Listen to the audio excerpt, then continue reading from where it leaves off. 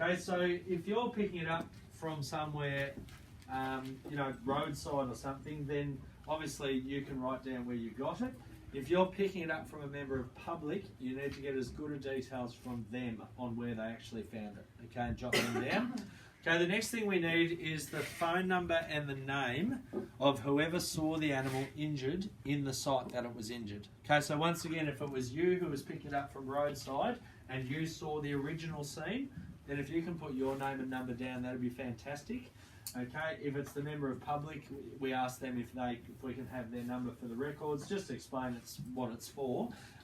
If they don't want to give the number, that's absolutely fine. There's not a lot we can do about that. Just pop your name and number down, because at least you'll know more about it than other people. Okay, and the third thing, of course, is whatever you think is relevant. So, found next to the road, probably relevant. Okay, found hanging in fence, probably relevant. Sometimes it's the things that we don't know that are actually the key to what we're trying to find out. So we had a masked owl probably 4 months ago now who was called in from a paddock down south. Again, it was showing some weird signs, but not the normal ones that we'd associate with certain things. So we called the person who originally found it, and after looking through the notes, you know, basically it was about 1 kilometre from the road, so it was very unlikely it was hit by a car. We confirmed that there were no power lines there, so it probably hadn't hit a power line. It was in pretty good body condition given its behaviour. The feathers were all fine, wings were all fine.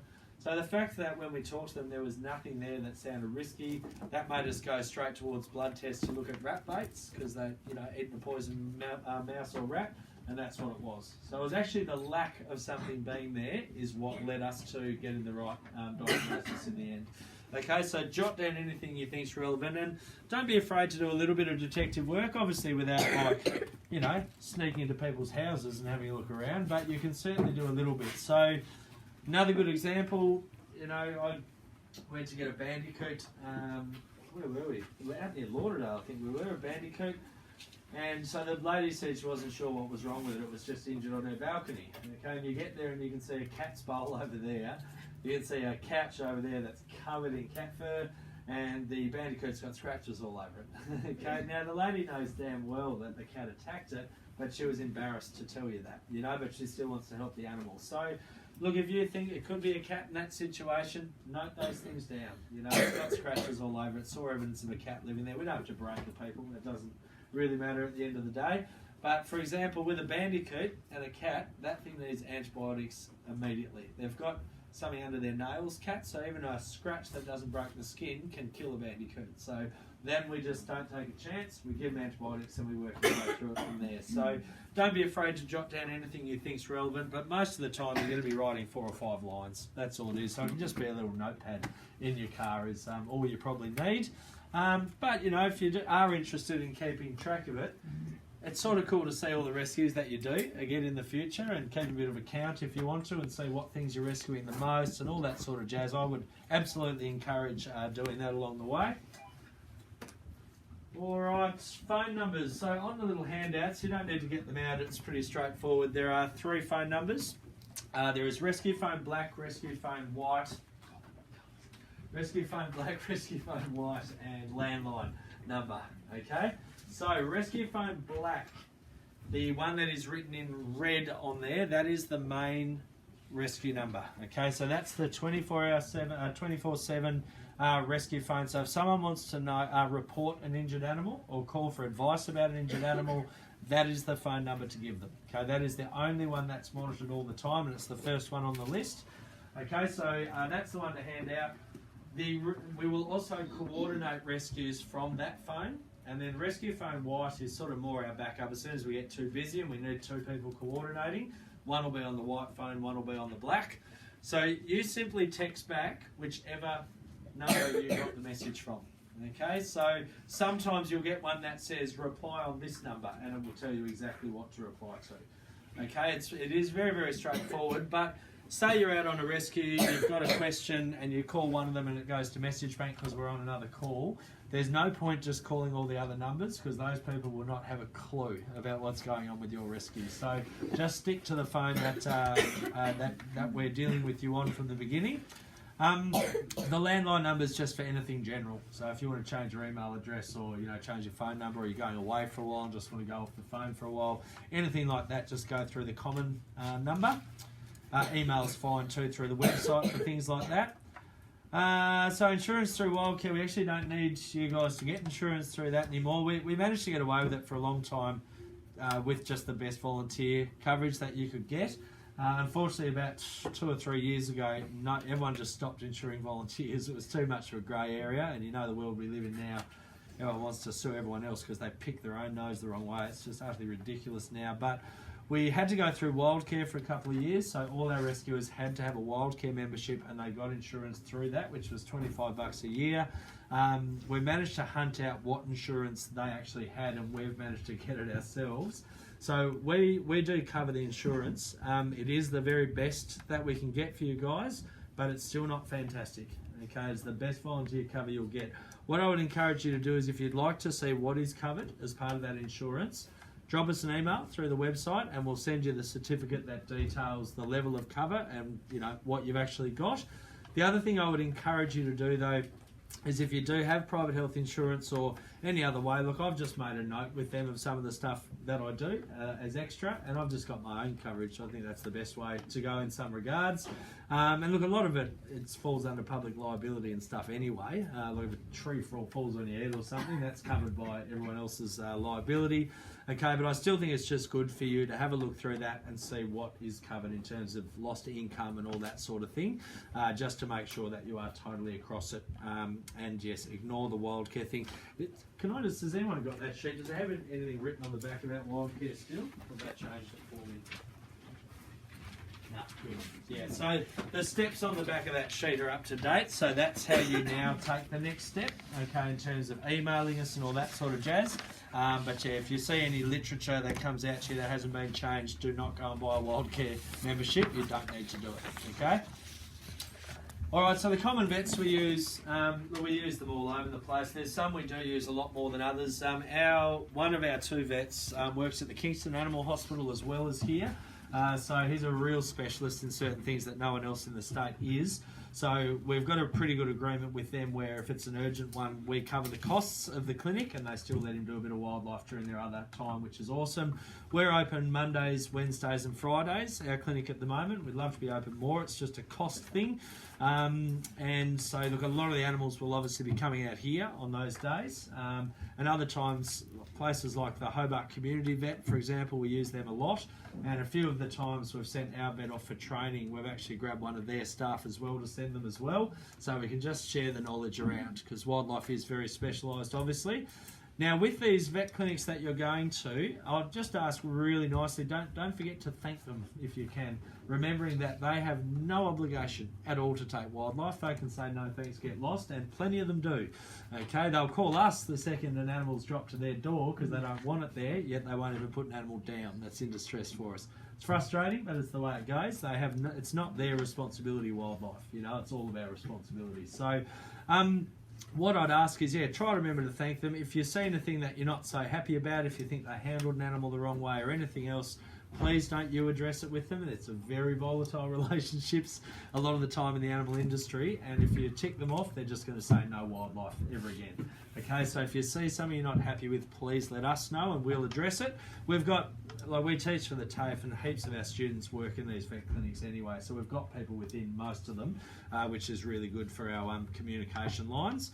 What I'll say is, if you do notice vets that we're using a lot, maybe consider taking a pet of yours there, just to support them, and just even if it's only once, and say, hey, I just want to let you know I'm here with Fido because I've seen how much wildlife you guys do, and we really appreciate it.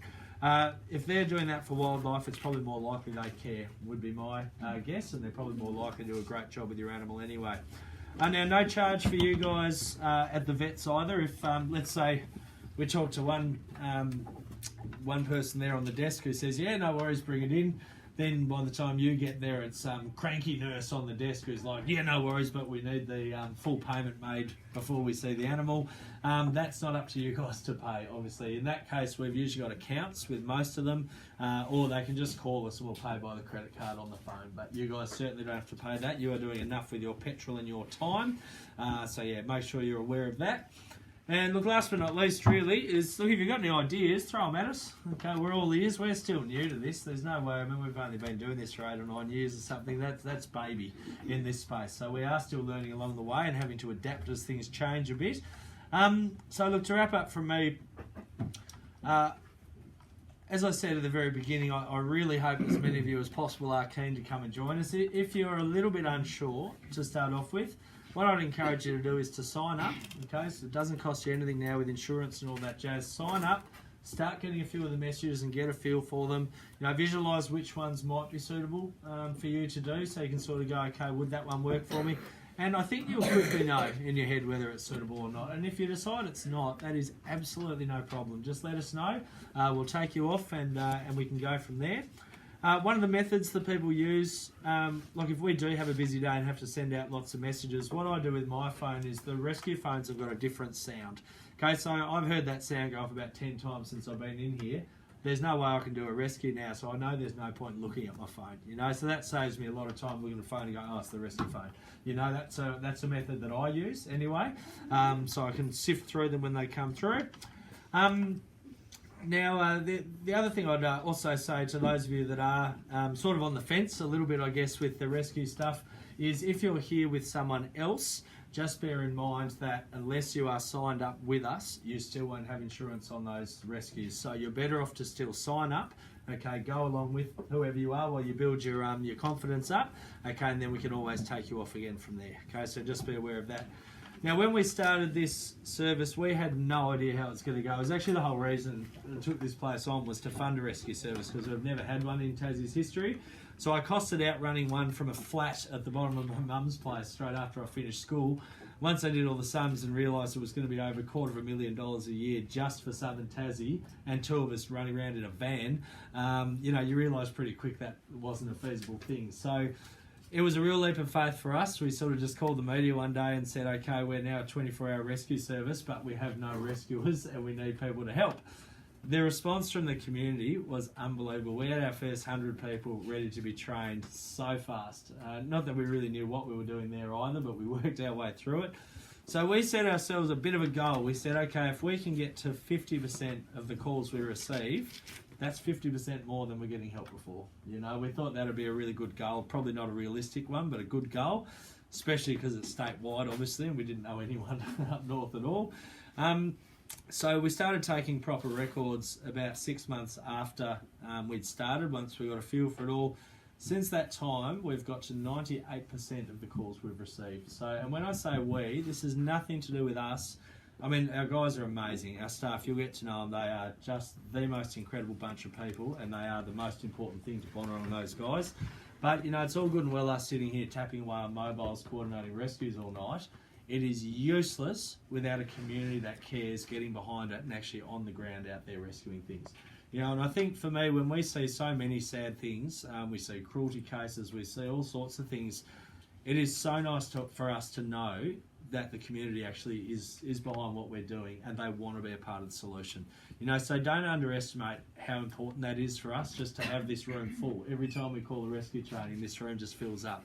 So, you know, we are just so grateful to all of you for giving up so many hours of your precious time, even if you don't become a rescuer.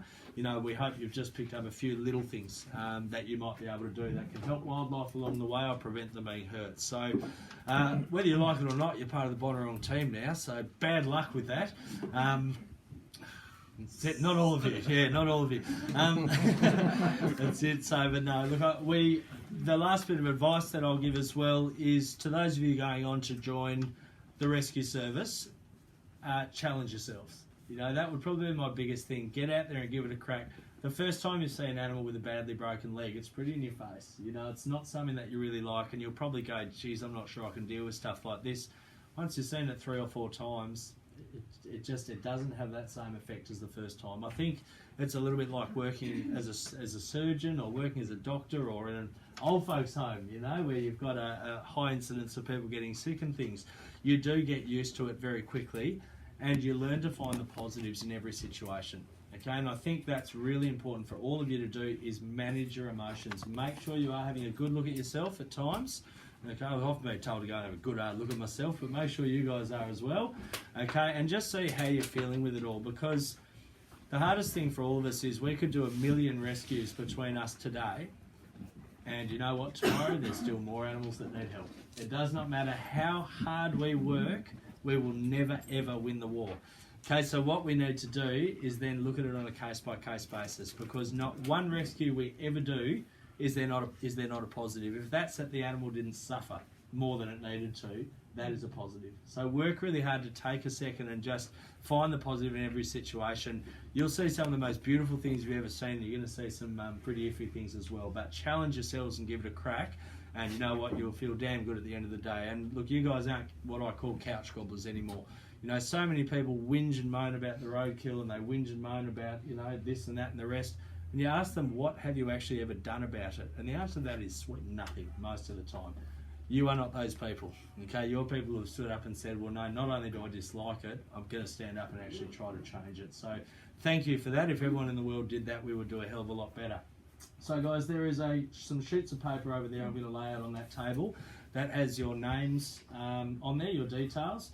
You need to tick off that you were here. We do it at the end to make sure you did stay the whole time. It's the insurance requirement. So if you can find yourself on there and tick yourself off. If you're registered late and you're not on there, just write your name on there is all that we need. So essentially when you follow those steps now, we basically pass your name on to insurers. They will double check that you did actually come to the training. Then you'll start receiving text messages from there. So look forward to getting to know you all. Go safe. Yes. Yes.